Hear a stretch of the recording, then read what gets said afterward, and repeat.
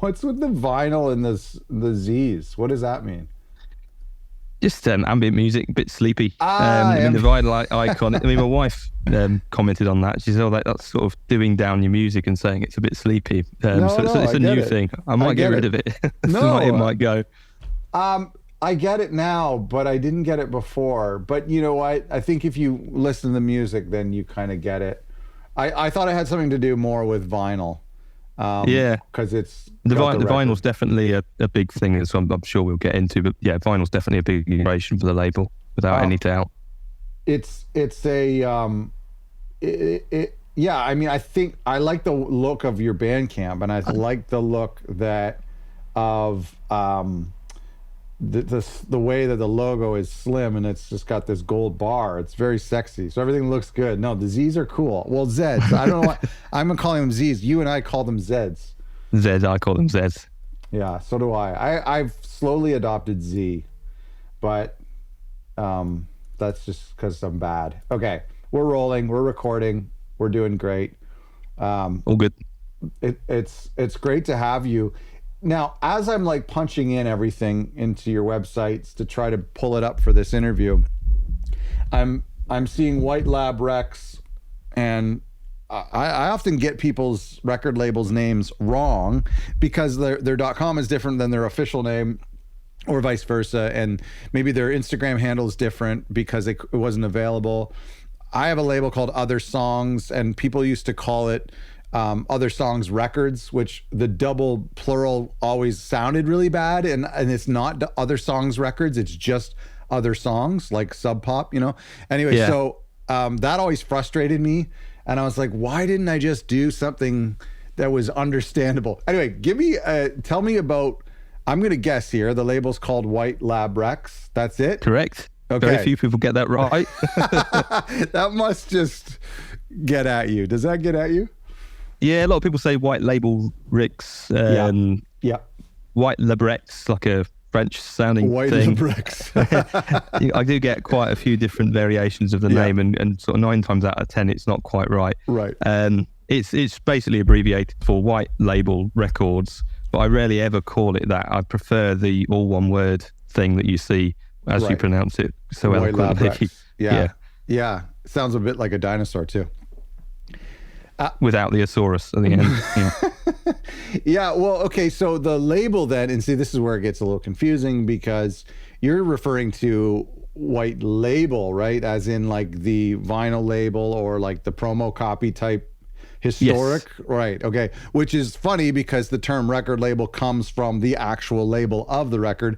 So it's all back to the same root, but it still can be confusing. It is. I mean, to be honest, when we started, when I started, it was an imitation of a vinyl record as a CD. Yeah. And they were white. They had like a white background. And immediately when I saw the product was available, I thought, oh, that reminds me of the white labels that I used to buy when I was DJing years ago. Yeah. That gives me a great idea for a record label. So that was the first 50 releases were all hand-burned, of literally mini bootlegs, basically. That's mini what bootlegs. They were for 50 editions. Okay, let's unpack this because the bulk of the episode I want to talk about this because I think it's really cool. And so when was this, what year was this? When 2016. Yeah, January that year. Okay, 2016. And so you saw these. Now,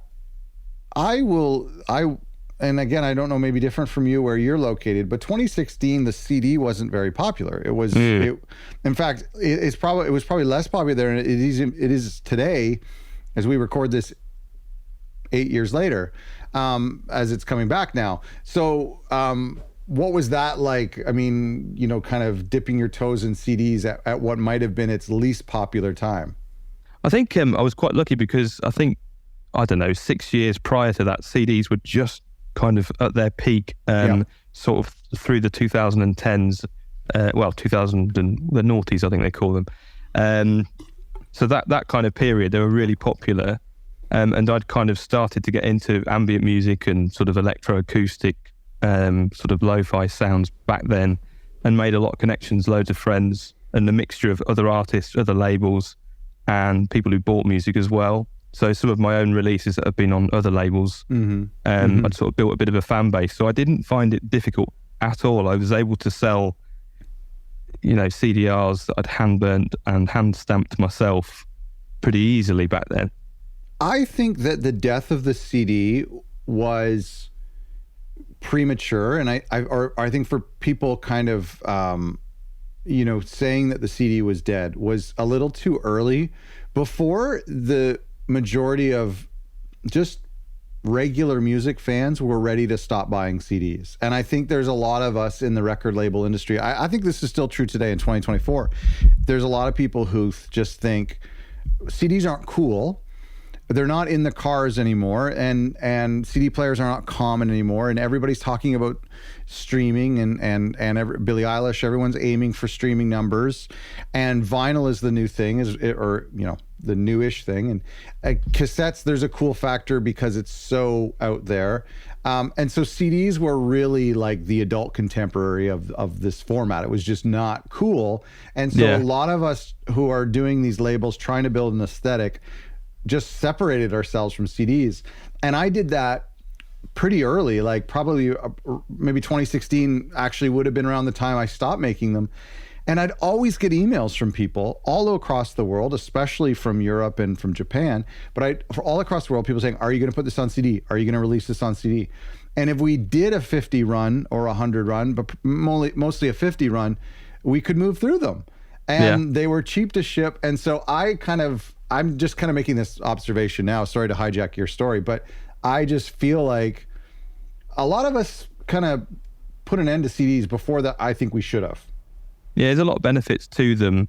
And I've got this theory that I've sort of stumbled on recently. And if I was more outgoing and more engaging as a person on video, I might do a bit of content about it. But we're not quite ready now. We're not quite ready for that yet. But I think a lot of the younger generation are buying cheap record players, sadly me included, because my wife doesn't let me have a nice one in the house because they're all ugly. So I've got one of the cheap ones that look lovely, the sort of retro looking ones. I won't mention any names. Sure. And it doesn't sound good at all. It sounds really warped and just frankly awful. Right. And recently I bought a Cambridge Audio CD player, because I was thinking I don't actually own a CD player other than my car. Right. And once I started listening to the same records that I've got on vinyl, listening to them on CDs, they sound incredible. Similar to how they sound on streaming, but it sounds better than the cheap end of the vinyl player. Obviously, you don't get the warmth that you get with vinyl when you get decent quality turntables, but I think the parallel between a sort of cheap low-end record player versus a CD is a world of difference. And I wonder if some of the younger generation might hear music on CDs and still get the feeling of something physical that's wonderful about a record, but it's A, cheaper, and B, it sounds better than a cheap record player. So I wonder if there's something in there. It's a good theory. A very good theory. Yeah, I think that is certainly true. I think also it is far more accessible. We're seeing vinyl become a little bit of an elite product. I mean, it can be now, a $40 to $50 product, and that's not even the deluxe versions. And so it might be pushing out. I mean, even my daughter who's young, and she's collecting the Taylor Swift stuff. It's like, how, here a Taylor Swift record's $40. So it's like, that's not money she comes across that often as a young teenager, so it's like, I just don't think and that's just one artist. So I think CDs might be more accessible, and and they're doing incredible stuff with them, very similar to what you're doing in the K-pop world. The CD stuff they do is gorgeous. Yeah, I think that's the one thing I wanted to do. I knew that CDs were on a bit of a decline, but I thought that my idea was a bit different, and I didn't see anyone else doing it at the time. So I thought, let's do a vinyl style CD. And so even though I've moved to the print side of CDs now, and I press a lot more of them, and I'm not hand burning them, they are still vinyl effect CDRs. They still look like vinyl grooves, and the printed packaging is like a mini gatefold now, rather than the mini bootleg from before. Yeah. Well, I mean, listen, I think this is something that really could catch on. It's to use like kind of a semi-modern format to mimic an older format. I do think it is a good idea. So remind me again, because we're in different parts of the world, so we had different products. But I do remember in the early 2000s or maybe late aughts, there were these CDs that looked exactly like a vinyl record, but they had like, I don't know if it was verbatim or what the company was, but there was their big logo on it. It was a blue or a red label. Like I didn't see that. There wasn't a white label that you could do anything with. What was this product you were telling me about? So that is, I don't know who makes it. I think Verbatim do make the ones that I ended up buying. But yeah, they're completely blank. There's nothing on the label. So okay. I was able to get like an ink pad and just rubber stamp it onto the inner circle of the label. And now I think my supplier that's printing, they do printed stickers and then they stick them on the middle. Oh, I see. Oh, okay. So you're doing stickers. Now, back then you would have been doing CDRs, correct? Yeah. Okay. Still doing CDRs. And that's sometimes I get asked about that a few times. And really? I don't know of any glass-mastered vinyl effect CDs. To my mind, I don't think they exist. And I think if they did, they'd be expensive and then it's game over. So Yes. And I think that's quite the music snobs who would really notice a difference. Yeah, I don't notice the difference, but... Yeah. Man, this is really cool. I mean, people need to go to your Bandcamp, whitelabrecs.bandcamp.com, to look at some of these products because they really are cool. Tell me if this has ever happened. Has somebody bought a CD off of you thinking it was a vinyl and got upset? No, they haven't actually. I mean, that's because the product images, once you make a mock-up of them and you get rid of the background, they do almost look like it. But how do you know that it's 5 inches, not 12 inches? Yeah, well, hopefully the description. It's not let me down so far. I always try and put the CDR bit in there so people are clear on what they're getting. But yeah. I have kind of a no quibbles policy really with customers and things. So if something's not as they thought, then have all your money back. And that's nice. Thank you. Yeah. When you were doing these really are beautiful packaging. By the way, in this genre, I'm talking about CDs, but I still think to this day, 12K Records, Taylor Dupree, it does CDs and does them very well. I have a couple here. So that's an example of people in this space. And I think his audience, and I don't mean to insult anyone, but they might skew a little older. They certainly would skew appreciating the hi-fi and the audiophile space because of the work he does. So it's not crazy to hear that CDs does well in this genre. Yeah, I think there's definitely a hardcore following still in the ambient community, a lot of whom, a lot of my customers love 12K as much as I do. Yeah. On the shelf behind me, loads of Taylor's records are there. He's a big influence. Great. On the label. But yeah, there's still plenty of people out there who love it. And I suppose the challenge is, if CDs don't come back, which I think the rumor is that they are, what's next? Yeah. As people get older, really. So going back and maybe a little bit of now, what was the look at this box that you have here. Let's talk about that later. So what was the price that you were making them? What was the quantities that you were aiming for? Let me answer that question when it comes to when you were hand making them and now to now, like what is the quantity range that you're looking at and how much are they costing each? As in for the customer or... if you don't mind sharing your approximate cost and then and then maybe what your retail price is, that would be really helpful to our audience. Yeah, I mean in the old handmade ones, you'd buy a spindle of CDs and they're about £16 for 100. Wow. Make a Polaroid. Can't remember how much they were, but you get them printed up. So 50 of those is about £8. So from memory, it's something like £2, £3 a unit. So it's very low cost. Sure. Then once you switch to CDs, you're talking, I mean, it depends. I always put the end cost with all the production, so the mastering and everything, but roughly around £6 or so to make. Okay. And then I sell the CDs at £9. And Okay. you'll probably also see there's like record wallet versions of the CDs, which are like almost like mini disco sleeves. Yes.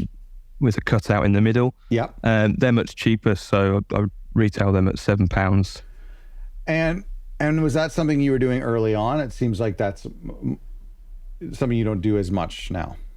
It's new, so the that came in. The record sleeves came in more recently, and that was to try and give something cheaper for fans to pick up. Oh, I see. And they're only £7, which is the same cost as I do digital, really. And it's also for me, because they cost less, I can work with artists who are less established and give more people a chance and take on more demos, and it's lower risk, really. Yeah, I completely agree. Now, I'm also seeing, sorry, I'm all over the place here, but I'm also seeing like color CDs as well. How is that done? So there's the manufacturer has a mixture of standard off-the-shelf colors, which are exactly the same cost. Yeah. So you've got your standard black, and then you pick any of their other colors, and then you can do custom printed ones as well. So for those sort of mini disco singles, I can do like a marble effect. Yeah. I just simply design a marble image, get it printed up in good quality, and it looks like these cool vinyl records that you can get these days. Okay, so I see what you're saying now. I'm sorry, I wasn't paying attention. So the disco, what looks like a 7-inch, basically. Yeah. With the cardboard sleeve has a cutout, a centered cutout, like you would see in the old like white and black 7 inches from jukeboxes. But that you're printing on that, you're putting your logo on that, potentially the track listing on there on the back if you want. Yeah. That's really cool. I was referring to the brown cardboard. Oh yeah, no, we don't do those ones anymore. Yeah, I'm with you now. So I stopped doing those. Yeah, the older ones. I was happy with them because they kind of had a handmade from me to you kind of feeling for the customers, which was great. Yeah. It was an enormous amount of work. And it just wasn't really sustainable in the end. And I also was really attracted to the printed graphic design stuff, and saw shiny things and abandoned my homemade product from before. And what has been the kind of the customer response? Like, what type of feedback over the years have you gotten with doing something that is so original? I haven't seen this done before on this show. What kind of feedback have you been getting from people? I think on the products themselves, people, do give positive feedback, and they are happy, and they collect them. I think they feel collectible because they're not something that's done elsewhere. So I do get a lot of customers who literally buy everything, which is, just wonderful that people can do that and support me and keep this whole thing going. But I think people more than anything it's the music really that moves them ahead of the packaging, and the packaging they see as a bonus. Right. So I do get sort of nice comments, but I wouldn't say overwhelmingly telling me that the vinyl is the right, they love it kind of thing. I think they do because they buy it. Sure. But I think my feedback tends to be more around the music, if I'm being honest. Well, and I guess that's good. On this show, I always take the back door and talk about the manufacturing and the business side and all of that. The music is, I take for granted that of course people are coming to you for the sounds and maybe are getting these things. I think the artists love it. Sorry to cut you off, Scott. I think an important part, the artists, they love it. They that's something that's really special. It's that bit different. Get a lot of good feedback from artists. They love the artifact, the piece that you're creating. Yes. Yeah. Well, and that's good. And it's like a trophy. If they were going to have to release it digitally themselves, it's like a trophy. Congratulations, the album is done. Yeah. I think it's beautiful. Definitely. That's a big part of the process. And that's one of the reasons, to diversify, you'd move more into streaming and digital. And I'm starting to move more towards that because I think, as I've seen some of your podcasts, other revenue streams are so important and to spread the risk of that. But it's how do you convince the artists to do something digital? But I've got an idea that I've been working on that seems to be going well. So good. Yeah, and just to kind of wrap up our conversation on CDs, I think. There's so many benefits. I love the idea of collecting. I'm doing a CD right now. It's probably my first CD in a couple of years. And I'm really excited to see how it goes. And I might start to reprint some other records that I skipped over on CD. I would love to do the same thing could be said for tapes. I'd love to do some sort of box set so that people could buy, all 5 records on CD at once in some sort of collection. So you've done stuff like that, right? Yeah, I've done a couple of box sets. I mean, probably the biggest success on the label really was during the pandemic. I did a series called Home Diaries, which was, I wasn't able to really ship my CDs or sell any. I had to stop the production completely because I couldn't go to the post office anymore. So I sort of pulled all my catalogue and said, right, we're going to have to stop. And then I needed the cash flow to keep the label going. Otherwise, we were in all kinds of trouble. So I came up with the idea of bringing all the artists that I was talking to at the time from across the world and inviting them to create a document of their lives inside their own homes in lockdown, basically. And I had countries such as Argentina, Iran, all over the world, and it was just really, really interesting to hear the stories of these artists who are in the same position as me. So I did 30 EPs or albums that were pure digital, and the response was incredible. It really I think it put the label on the map, and the cash flow was so good that I could then keep going with the CDs. Amazing. And I decided to invest a lot of that in that lavish packaging where we picked a track from each of those 30 records and made like a box set of it. And the artwork, which you can just about make out behind me for that series, was painted by one of my artists, Adrian Lane. He's a teacher and an art teacher. And he kindly made that for me. And then when I moved into this house, he posted that to me for free. He said, beautiful. You can keep that. Yes, that's lovely. And I'm looking at the box set right now. So tell me about how this box set was made, specifically, and I, for any of our listeners, you can see it on whitelabrecs.bandcamp.com. It's called the Home Diaries, and there is this. How would you describe this kind of blue? It looks almost like there's a gold embossing of a farmhouse, and it says Home Diaries. And then what was inside? Can you describe it to us? Yes. So the outside was a black box with the gold embossed. Beautiful. It's basically the house on the painting has been converted to like the building, as you say, and then the Home Diaries wording on the front. And then inside there's the CD, which is like a double gatefold album with 2 vinyl effects CDs inside. And then there's a booklet which contained a picture from each of the 30 artists from their home. So you've got people's back gardens in there, people's studios. Somebody's got their pet bird, I think, on the front of one of them. 30 track record. There's 30 songs on it, if I'm not mistaken. And what was the cost? What was the price for the customer to buy this ultra deluxe foil print?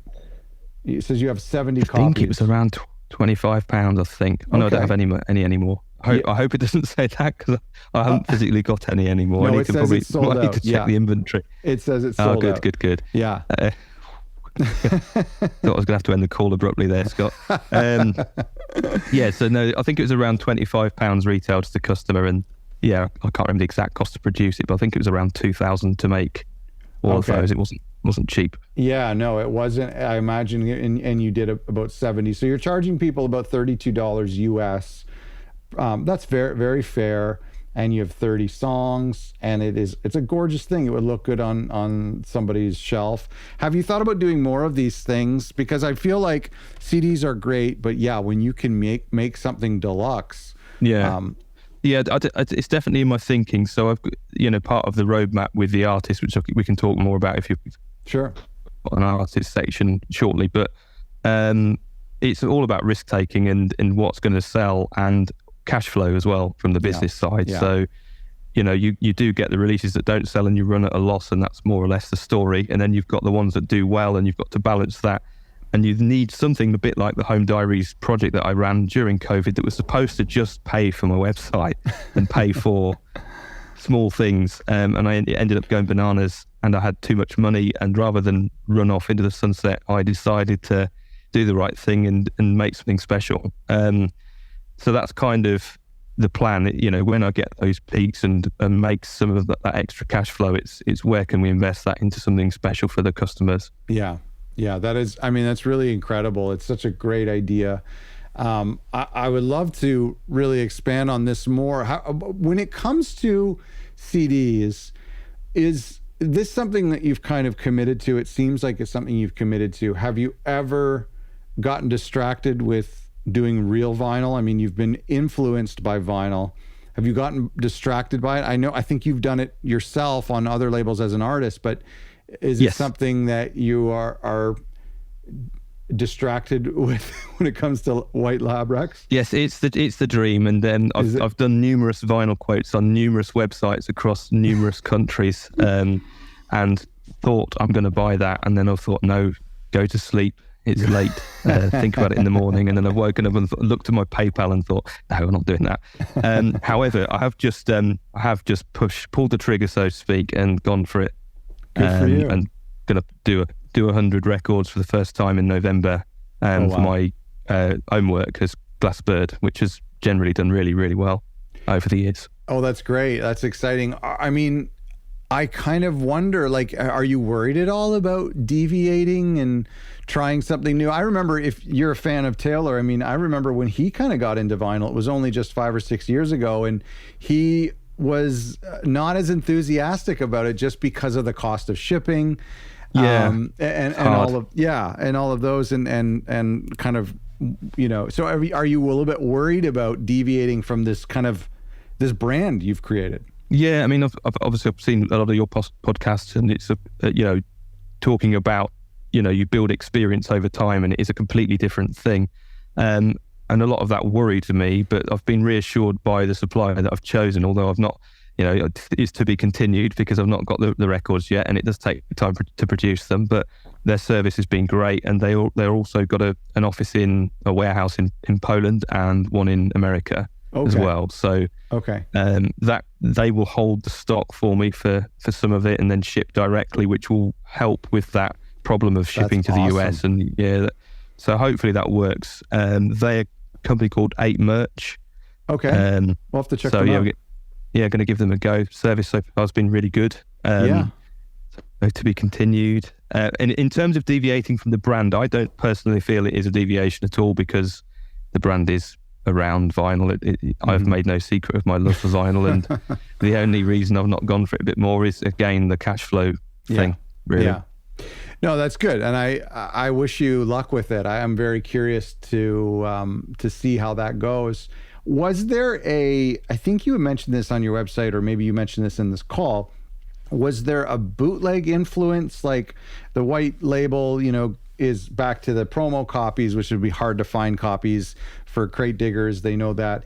You had mentioned something about the influence of a bootlegs and looking back to your original stuff with the Polaroids.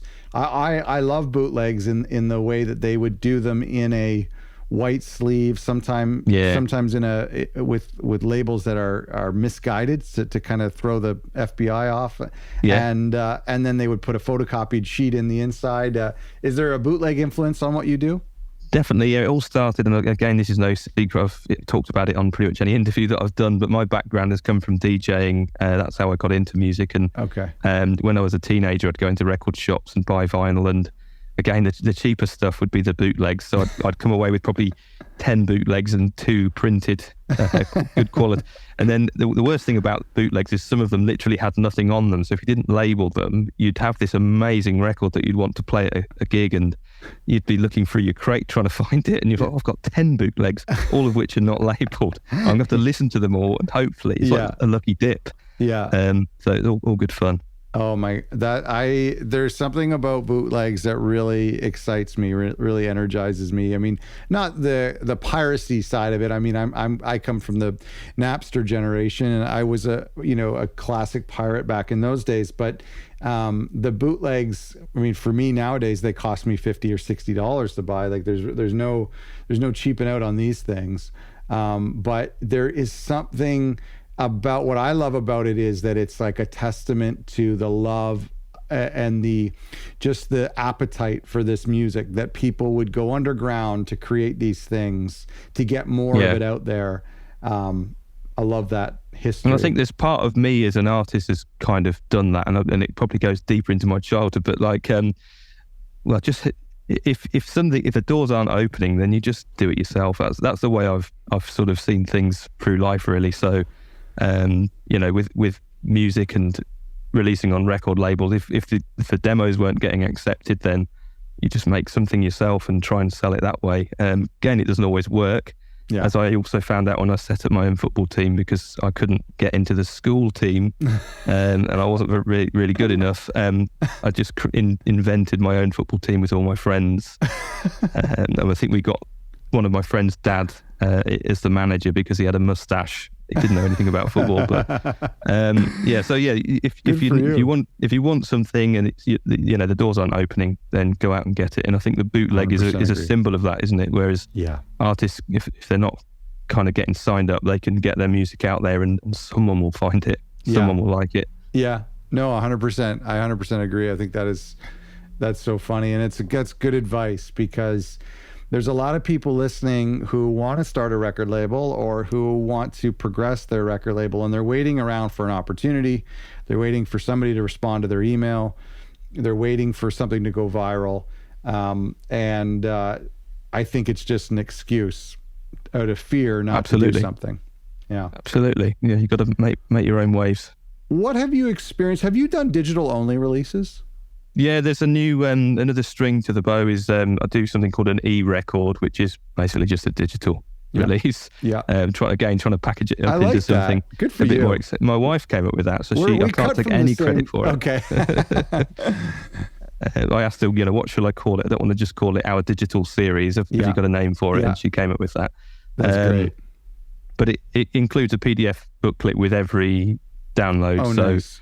The detail and the concept behind it is hidden. It's not in Bandcamp. You don't really find much about the record beyond the track titles and the artwork. Yeah. You'll find out more once you download it, and then the booklet will give you a bit more insight.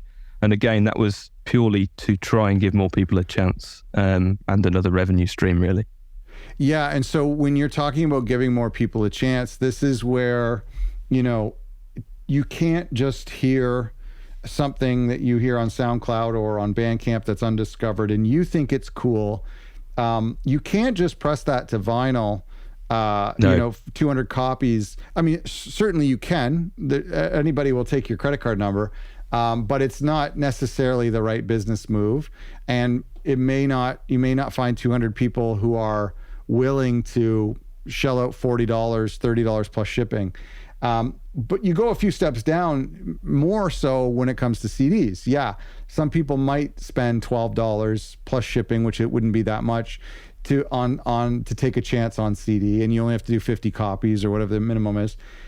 Even less when you get down to digital. You really the only thing you're putting your neck out is just you giving your stamp of approval on this. So, is that the way you kind of view giving people a chance? Like, talk to me about that process. What does that mean? Like, you're hearing a demo or you discover something and you want to have more releases, more artists?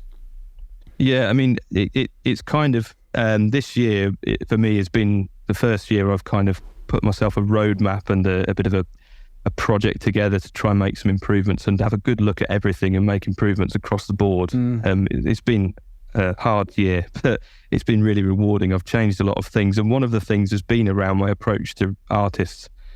Because I love music myself, if I get sent something and I really like it, it just gets released on gatefold vinyl CD, and it costs a load of money and it doesn't sell. And I'm realizing that now that I need to help the artist build their profile, and it's weird because sometimes you do get an artist from obscurity who's maybe a bit shy and not kind of put themselves out there yet, and it goes crazy. But that rarely happens. So I've got this kind of blueprint where it's set out in a roadmap for the artists that join the label. Generally, artists would start with a digital release to sort of test the water, and if it goes over a certain amount, then we'll say, let's come back and do the disco sleeve style album next time. And then I've got the artists I've worked with for years. I've got some data that says I know that this works, and I've got a fan base that love these guys. Let's keep working with them. Yeah, and that's a great way of doing it, and kind of having them work their way up and being strategic. And I mean, I guess you're trying to, like you said, you almost have to take your opinion out of it a little bit.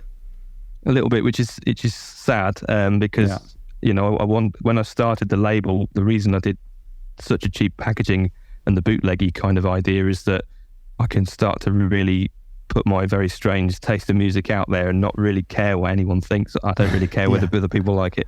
I like it. That's it. Yeah. It's going out there. Yeah. Whereas now, there's to keep that cash flow and keep the label going, I've got to make very calculated decisions. Yeah, that's fair. But the other thing, although the digital release is kind of entry level, so to speak, it's good in the sense that because it's digital and there's no operating costs apart from a bit of mastering, it's a lot cheaper. I can share the royalties should it be successful. So, if an artist comes in and the kind of motivation is to earn something from a release with a label, that's less likely to happen with CDs, but it can happen with a digital release. That's a great point. Yeah. Interestingly, the artists seem to prefer to not earn a penny and have a CD on their shelf. Or to owe $1,000 and have vinyl. Yeah. Yeah, I know. That's a very funny point. You can actually say to them, listen, yeah, I mean, I look at my own numbers, and I actually don't look at my own numbers because it would be depressing to know, the amount of people who buy a digital album. Those people are all helping subsidize vinyl, and that money's going towards vinyl. If I didn't do vinyl, I would upset a lot of people, a small amount of people, but I would be probably more profitable. I'd have a less gross revenue, but I would probably in the end of the day be more profitable. Yeah, and it's possibly the same with CDs and digital, even on a smaller scale with that. Obviously CDs are cheaper to make, but it's, unless you're making the decisions where the CDs sell out every time, there's not money in it really. Okay, let me counter that. Do you find there's a legitimacy to giving an album a physical release versus digital? And I'm saying that I probably would be more profitable if I didn't do vinyl. However, I don't know if I could draw as much attention to the record. I feel like giving it a vinyl release, even giving it multiple format release, is actually saying, hey, everybody stop. This is my statement for these past 2 years as an artist. Please look at it, listen to it, enjoy it. Digital, because even people who know nothing about making music know how easy it is to make music and distribute it digitally. It takes a little bit of the mystery, a little bit of the excitement away. Do you find that doing what you're doing from a physical standpoint is giving legitimacy to the music? I think so. Yeah, I think there is that definitely, and I think that's why most artists would prefer to have a release physically. And I think there's more obviously there's not, because there's some really big names out there who are purely digital, but sure, I think there's more you can do with the product. I mean, I've recently started taking the CDs out for walks, which sounds very strange, but I live in a village and we've got lots of footpaths around the area, and when I take the dog out, I'll pop the CD in my back pocket with a little wooden stand, and I'll just sort of take little videos of it as I go out and about. And that's cool. There's more to market, isn't there? There's more to show off to people. Wait, I thought you were going to say you had a Discman or something that you were taking around. Do you have like an old school Discman? No, I had one when I was younger, but no, my first CD player in the home has been that Cambridge Audio Hi-Fi that I got earlier this year. I'm ashamed to say. Yeah, well, you should be ashamed to say. I am the proprietor of CDs. I know. You know I expect people to buy CDs, and I didn't even own a CD player. So there is I don't know if it's a Kickstarter, but there is a gorgeous CD player. I think it's kind of I don't know if it's coming out of Japan. I mean, certainly the Japanese have never let go of CDs, and they've done it really, really well. And I license some of my records to Japan now to do on CD. They do it incredibly beautiful obi strips, as they always have, and their packaging is insane. There's the CD player that I'm seeing that will, I want to say that it's like, it's a little tiny little sexy sleek desktop model. It also can hang on the wall, however, and play the CDs vertically, and it will take the album cover either from the internet or from the metadata on the CD, I'm not sure, and project it on the front of the player. It's very cool. I think there are cool, affordable CD players coming, if not already out there. Are you familiar with anything? I'm not. That sounds really good. That'd be nice to film that and then put that on Instagram and things. That sounds awesome. Yeah, it would be cool. I'll see if I can find it. You never know if some of these things are just Kickstarters that never happen, but that's always been the case. I've said this on the show 100 times. The problem with cassettes, the reason why I think cassettes haven't taken off is, first of all, a working cassette player is harder to find than a working turntable. And also when you get a cassette player, you require an amp and speakers. I suppose the same is true with turntables, but it's been the Crosleys and the other company that's the same as Crosley. It's been those little boxes, I think, that have started people's record collection. And then from there, they maybe upgrade to a bigger system. Cassettes haven't had that. There hasn't been. There is now with the We Are Rewind cassette players, which are gorgeous, but there just hasn't been a lot of new equipment out there for people to listen to the cassettes. And I think it's sort of true for CDs. Like, we need more of a cool, affordable way for people in their bedroom or in their apartment living room to listen to CDs. Definitely. I mean, although I'm a big advocate for the Cambridge Audio one, I mean, that I only got that a bit cheaper because we know the head of sales there really well, so he gave me a good deal on it. But entry level or cheaper CD players aren't that exciting to look at, really. I mean, it's more the sound, I suppose, but I guess things need to look nice to be in the home for a lot of people as well at the same time. Well, that's what, to give it credit to Crosley, that's what they did with those record players. And there, even before the kind of the Crosley ones, and there's another one, I think it's Victora is the other company. But even before that, there were these like old looking wooden boxes, and they would have a Bluetooth and they'd have speakers, and it looked like an antique, and it played records, but they were brand new and they were $150.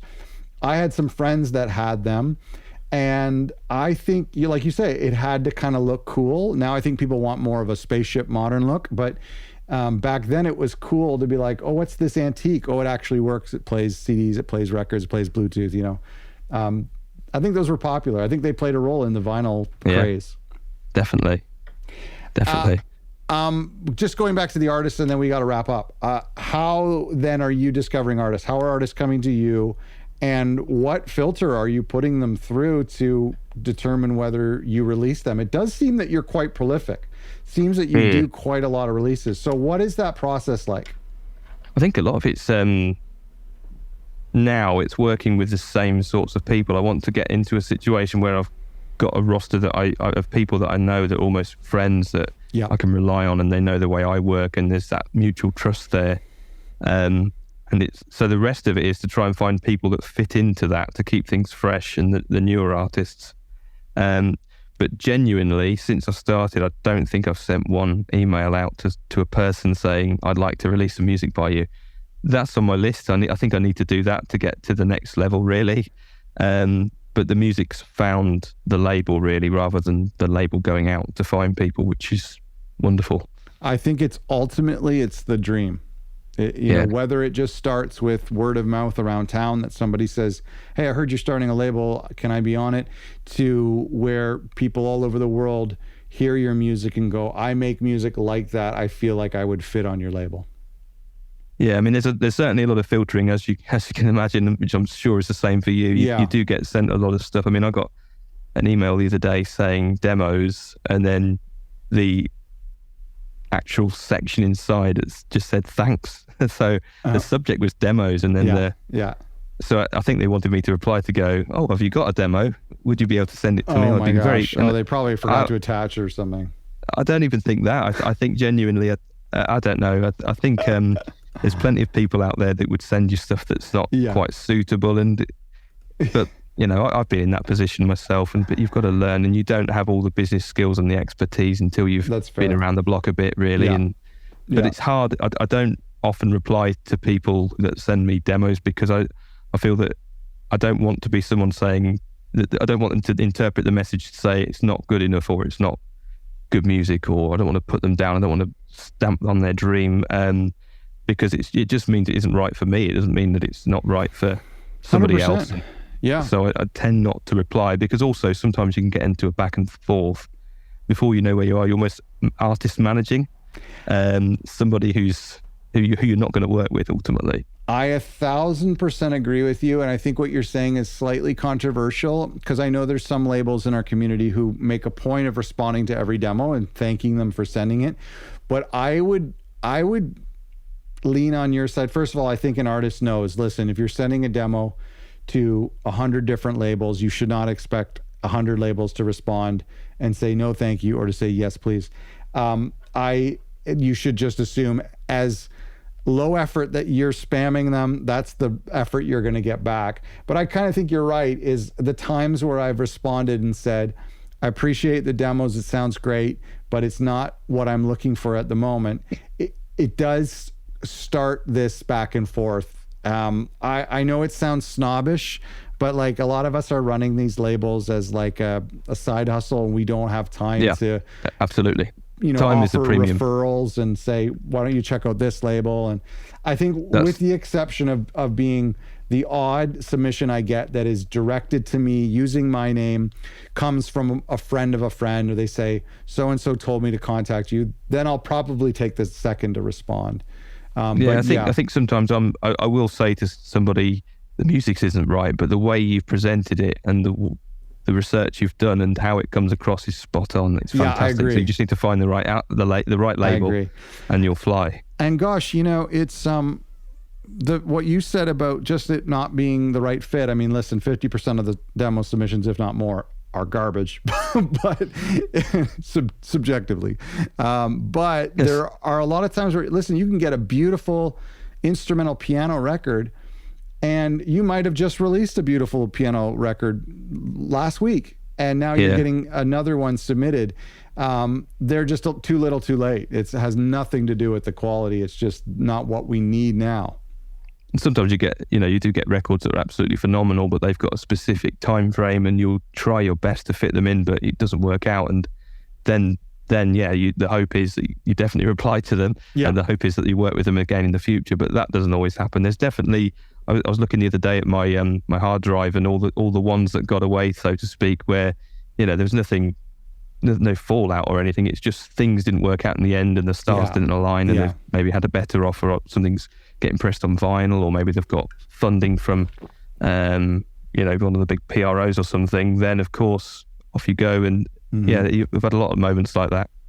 One of the things I've noticed in your genre, I'm sure maybe it's true in other genres as well, but there seems to be, and I'm kind of curious about what type of length of relationship you're engaging with these artists, because I see, Taylor's label, Moderna, who we've had on the show, Geographic North, they're labels that will work with an artist, maybe someone they admire, for one album and one album only, or one project, or they'll team up two people together, or they'll do a compilation and they take just one song from ambient artists that they admire, and there is no long-term contract. So do you have like a policy in place for that, or are you kind of just like whatever the artist wants?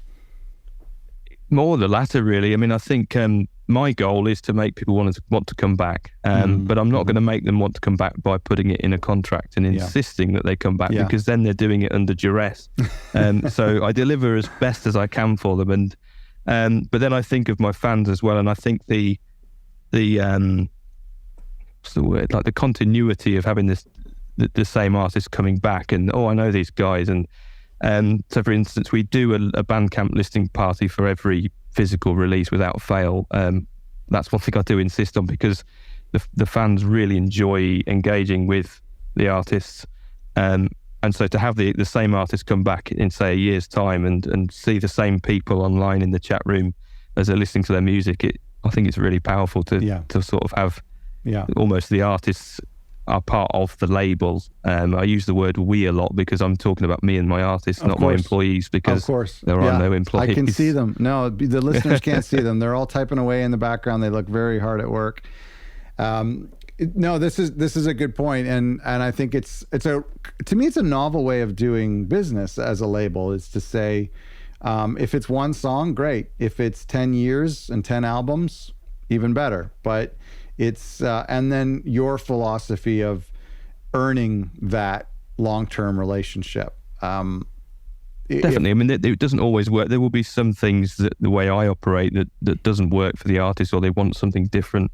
I also encourage other labels. I think that's really healthy. You know, do indeed find another label if it furthers you on, it connects you with other people, and then maybe you come back and work with me again, and you bring those people back with you. Yeah, and absolutely. There's a lot of cross pollination, and I was just going to use that term. Yeah, I agree. Yeah, it's a very friendly community, and I don't sort of see.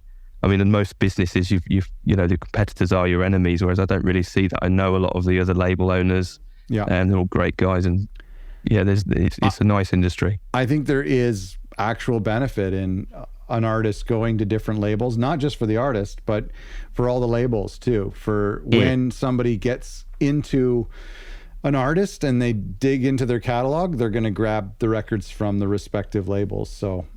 I mean, it's going back to the digital side. I mean, you try a digital release. If it didn't quite work enough that I'm ready to take a risk on a CD, then the next step would be, let's build up a little bit more. Why don't you try this record label who maybe is more open to taking risks? Just go get your name out there a little bit, do some more digital releases, get stuck in with the socials and the marketing and all that fun stuff, and then we'll release something in the future. Harry, after talking to 100 to 200 different labels over the years, it's always exciting to see a label who's doing something unique in their own way and being creative, and in your case being creative with the physical releases and trying to respect the music by giving them their own package. There's doing something really special. So congrats on that, and thanks so much for chatting with me today. Thanks, Scott. It's been good fun.